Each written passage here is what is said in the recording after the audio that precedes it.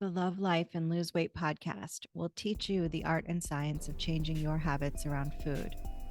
I'm your host, advanced certified weight and life coach, Heather Beardsley. I've helped hundreds of women just like you figure out how to stop dieting, lose weight, and love life on the journey to goal weight and beyond.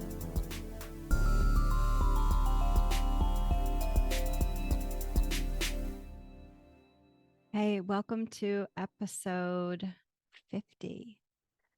Today we're talking about receptivity, which is a feeling, and when you create the feeling of being receptive, or you're in a receptive state of being, think about that for yourself.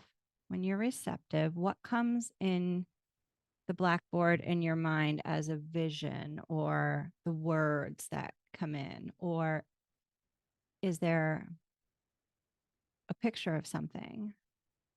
Or is there an energetic vision of something that you have? Your relationship with receptivity is an essential part of your weight loss. There isn't a lot spoken about receptivity. However, everyone who loses weight has to be receptive to it, even if that's not a conscious part of what they're doing. What I'm suggesting here today is that you make receptivity to changing your habits around food an integral part of your weight loss journey. What I do as a coach, I meet with my clients, my beloved clients, and I listen to their stories about what's going on with their habits around food. Some of the stories are about like trying to figure out why it's not working, of course, because we all start with why it's not working.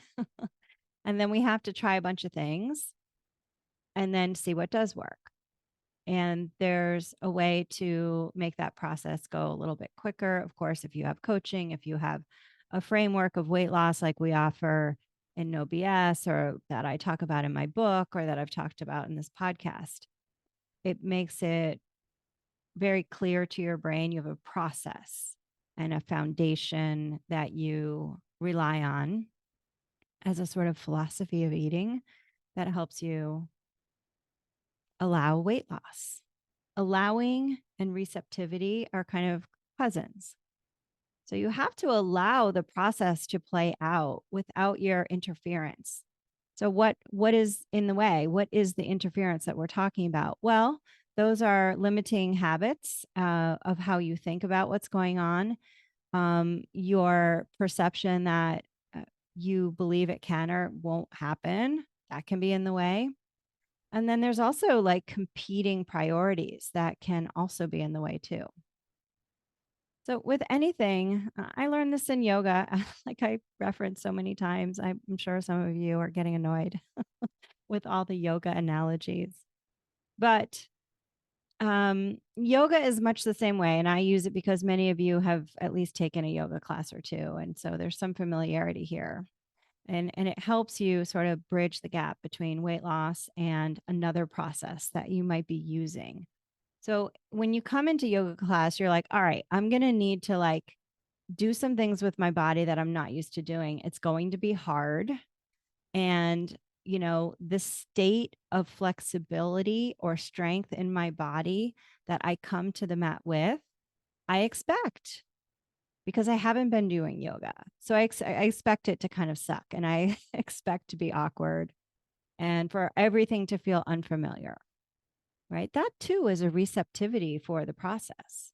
And many of you at the beginning of your weight loss journey with me or with the membership, you have a natural receptivity, which really helps you a lot. Like, oh, okay, I'm just figuring this out. Like, oh, I messed up over there. Okay, I'm going to try harder next time. You have like this flexibility for getting it right, where you just keep being receptive, even if you mess up.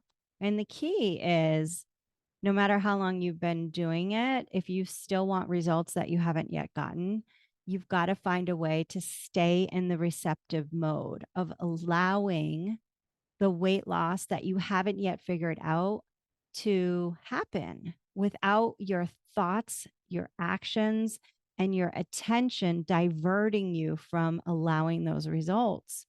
So, one quick example is, people sometimes I have clients who have big jobs, that are sort of all encompassing. Maybe they're in the medical field or something, and they work long hours or shift hours, or maybe they're just really into their work.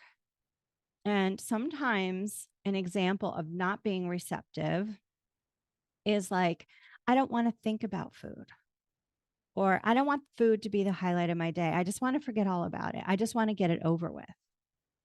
Okay. That's a lack of receptivity for changing your habits around food. Anything that you change your habits around, you are going to need to give a willingness to gift your time, attention, and focus to establishing that habit until it becomes unconscious and automatic. And if you are in resistance to changing your habits around food in all the ways that we do that, your full focus, time, and attention, you are not in the receptive mode to changing your habits around food. You're in the way. Your resistance is in the way. A lot of times, as a second example, I'll hear, I am losing weight, but I still don't believe that I'm going to lose all my weight. Use that as if a thought, an automatic thought in your brain, it could actually prevent you from creating the results that you want. And to that, I just say, listen, you're not a bot. Like, you're not an AI bot that is just programmed to keep doing the job that you were programmed to do. In other words, you're not a bot at the effect of your old habits. Like, you can't be, because you went from a baby to a toddler to a young person to a young adult to an adult. And then you've kept evolving from there, from your conscious will. Even despite wanting to stay young, we continue to evolve and grow and mature, whether we want to or not. Like, it's literally a process that we can't stand in the way of. But yet sometimes when we hear this automatic thought, I just don't believe it. It's like, well, belief isn't a requirement. And not only that, like I talked about in episode 48, thought leadership and negative emotional fluency. I think um, episodes 48 and 47, I mentioned this. No automatic thought has a crystal ball. Just because you think something that sounds like it's predicting the future doesn't mean that it does. Like, when did we give our habit brains primal thoughts like the power to predict our future? Like, you're supposed to doubt until you create something. And even then, like, I have clients who will come and they'll tell me what a terrible week they had. And when I finally say, okay, well, what's your weight? Like, what is the number? They'll say, oh, well, I lost 3 pounds. And I'm like, well, why are we talking about why it's not working? And they're like, well, I just really don't think it is. You see that? You see the difference? You always, like, you need to use your manager brain to help support you to create the reality that you want to create on purpose by thinking about it on purpose, expecting to hear that unreliable, negative narrator in your brain tell you otherwise. It's just like the static in the system that throws up interference. And if you think about it, like, this makes sense. If we didn't have that static interference, like, you sure you want to do this? I'm not sure if we believe it. I don't think it's going to work anyway. All of those kinds of thoughts. Then we would just do anything that we had a wild hair about without any reservations. We would be juggling knives and trying to cross the highway and walking on high high wires across, skyscrapers in the city. We would be acting absolutely idiotic. And so the negative thinking is there to just slow you down, to just make sure that what you want to think on purpose is what you want to think on purpose.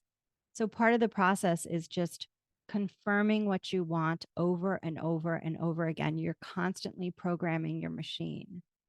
This time, though, instead of you sort of looking at the world and letting that automatically program your negative brain's perception of what's happening, you're going to look around at the world and then you're going to use your manager brain to program what's possible. That's the receptive mode I'm talking about. You have to create it by thinking on purpose. And the same side of that exciting coin is the less exciting part, which is allowing it to suck sometimes. When you're on the couch, let's say you've had a hard day, right? Or you're trying to break your habit of snacking when you're not hungry after dinner in front of the TV. Being receptive means no matter what I think, I'm not getting up for that snack. I'm not going to do it. You got to be like the alcoholic who walks into AA on their first day saying, I feel like I want to drink with every fiber of my being, but here I am. I'm not going to do it anyway.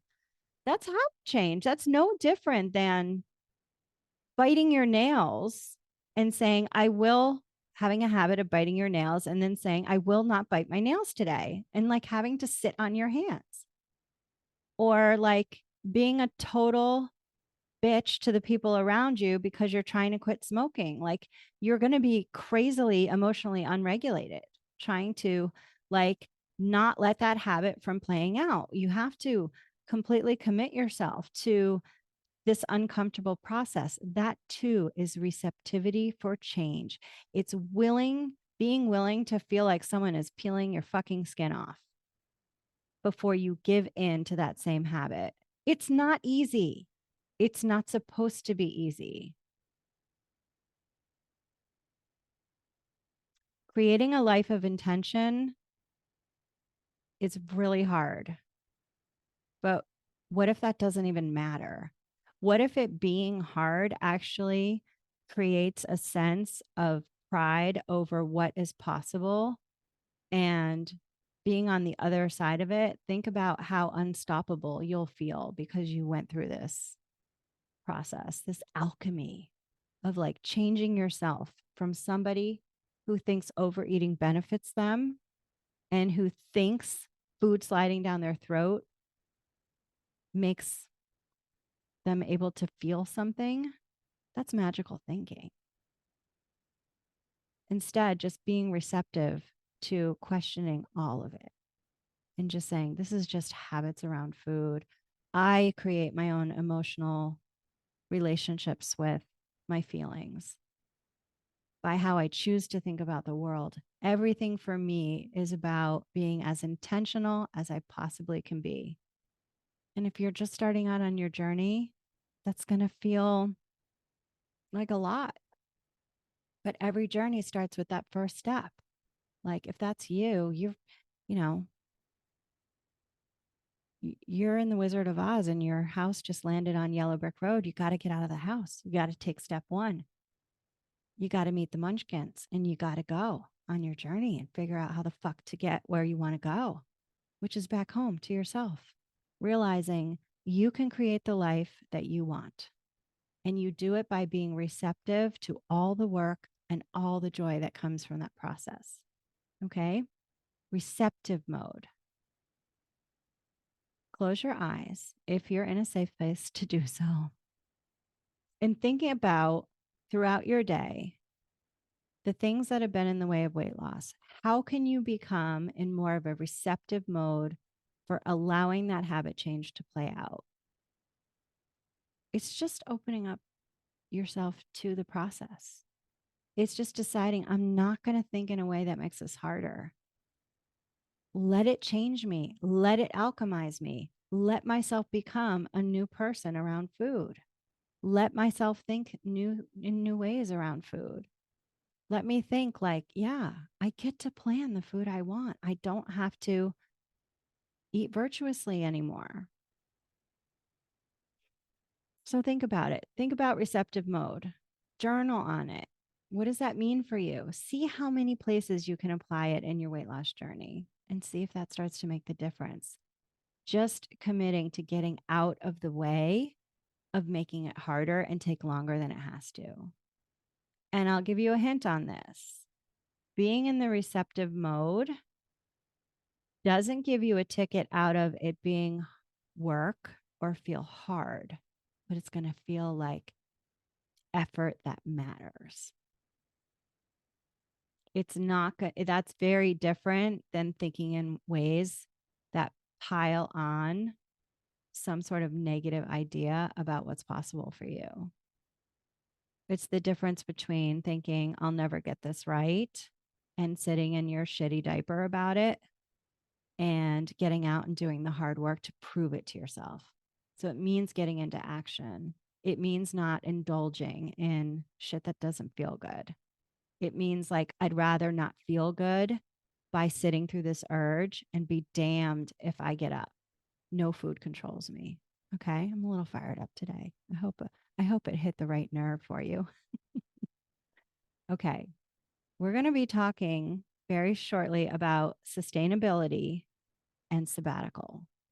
So that's coming up. And then we're going to have a break with the podcast. And then we're going to have season 2. Okay. So that means we're going to also talk about the best of the podcast.